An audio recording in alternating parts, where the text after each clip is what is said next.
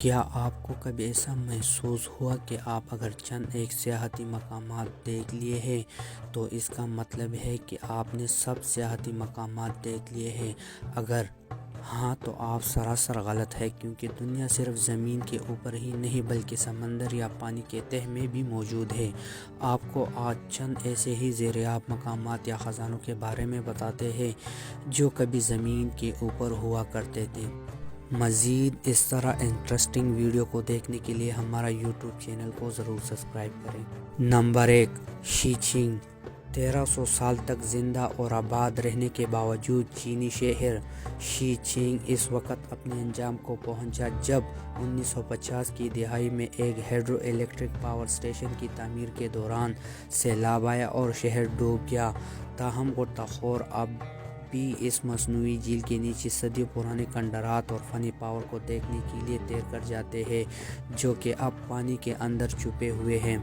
Number 2، ancient art of Cleopatra, Egypt. ماہرین کے مطابق ایک قدیم زلزلے نے بظاہر 1500 سال قبل قدیم مصری شہر اسکندریہ، ہیراکلین اور کلپس کے بہت بڑے حصے کو سمندر کے تہہ میں غرق کر دیا، اور ایک دہائی قبل تک اس کے بارے میں کوئی جانتا بھی نہیں تھا۔ محققین نے قدیم نمونوں کے ایک وسیع وارث باقیات کی دریافت کیا ہے جو صدیوں سے سمندر کے فرش کو اپنا گھر قرار دیے ہوئے ہیں۔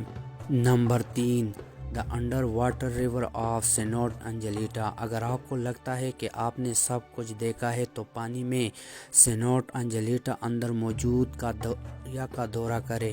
ایک دریا ہے جو درحقیقت سمندر کے نیچے موجود ہے۔ غوطہ خوروں کا کہنا ہے کہ یہ ہائیڈروجن سلفیٹ کے ایک تہہ کا نتیجہ ہے جو نمکین پانی کو تازہ پانی سے الگ کرتی ہے اور وہ دریا جیسا اثر پیدا کرتی ہے۔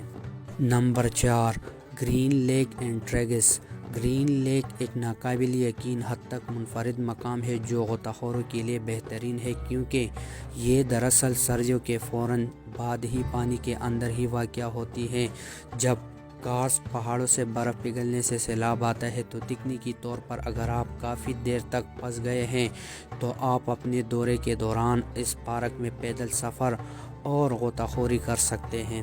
Number 5، 16 century Mexican church. 16ویں صدی میں اس وقت ڈومینیکن راہبوں کا بنایا ہوا میکسیکن چرچ مکمل طور پر ڈوب گیا جب میکسیکو کی حکومت نے 1960 کی دہائی میں دریائے گرجالو پر ڈیم بنوایا، لیکن جب 2015 میں آبی ذخائر میں پانی کی سطح میں ڈرامائی کمی واقع ہوئی تو صدیوں پرانے اس چرچ کے اسٹرکچر کا دوبارہ سے انکشاف ہوا۔ اصل میں یہ کچوالا کے قصبے میں تعمیر کیا گیا چرچ کو 1970 کی دہائی میں اس علاقے میں طوفان کے پھیلنے کے بعد شہر کے باقی حصوں کے ساتھ ویران چھوڑ دیا گیا تھا۔